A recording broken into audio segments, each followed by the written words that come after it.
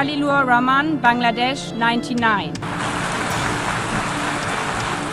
বাংলাদেশের পররাষ্ট্রমন্ত্রী খলিলুর রহমান জাতিসংঘ সাধারণ পরিষদের সভাপতি নির্বাচিত হয়েছেন।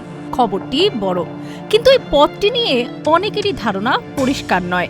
প্রথমেই একটি বিষয় জানা দরকার, এটি জাতিসংঘের সর্বোচ্চ ক্ষমতাধর পদ নয়, বরং বিশ্বের ১৯৩টি দেশের প্রতিনিধিদের নিয়ে গঠিত সাধারণ পরিষদের কার্যক্রম পরিচালনার দায়িত্বে থাকা সর্বোচ্চ নির্বাচিত পদ। ধরে নেওয়া যাক, পৃথিবীর প্রায় সব দেশকে নিয়ে একটি বিশাল সংসদ বসেছে। সেখানে কে কখন কথা বলবে, কোন বিষয়ে আলোচনা হবে, বিতর্ক কিভাবে চলবে, ভোটাভুটি কিভাবে হবে, এসব দেখভালের দায়িত্ব যার, তিনি সাধারণ পরিষদের সভাপতি। তবে তিনি কোনো দেশের ওপর সিদ্ধান্ত চাপিয়ে দিতে পারবেন না কোনো যুদ্ধ থামানোর নির্দেশ, কোনো রাষ্ট্রের বিরুদ্ধে জারি করতে পারবেন না নিষেধাজ্ঞা।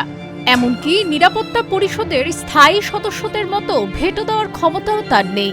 তার মূল শক্তি হল কূটনীতি, সমন্বয় এবং ঐক্যমত্য তৈরি করার ক্ষমতা।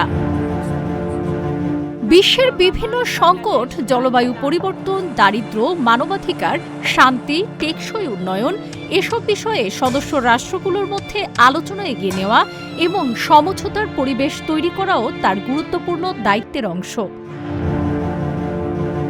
এই পদে একজন ব্যক্তি মাত্র ১ বছরের জন্য দায়িত্ব পালন করেন। প্রতি বছর নতুন সভাপতি নির্বাচিত হন এবং নতুন অধিবেশন শুরু হওয়ার সঙ্গে সঙ্গে দায়িত্ব গ্রহণ করেন। দায়িত্ব পালনের জন্য তার অফিস থাকে নিউ ইয়র্কে জাতিসংঘ সদর দপ্তরে। সহায়তার জন্য থাকে আলাদা সচিবালয়, কূটনৈতিক স্টাফ এবং প্রশাসনিক টিম। এই পদকে অনেকেই ক্ষমতার পদ না বলে প্রভাবের পদ বলে থাকেন, কারণ তার হাতে নেই সেনাবাহিনী, ভেটো নেই, নিষেধাজ্ঞা দেওয়ার কোনো ক্ষমতা নেই। তবে বিশ্বের সবচেয়ে বড় বহুপাক্ষিক মঞ্চের আলোচনার দিক নির্দেশনা দেওয়ার সুযোগ রয়েছে।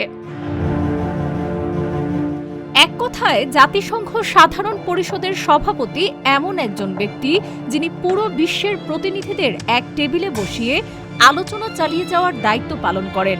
ক্ষমতার চেয়ে যার বড় পরিচয় হল কূটনৈতিক নেতৃত্ব। ডেস্ক রিপোর্ট, আজকের পত্রিকা।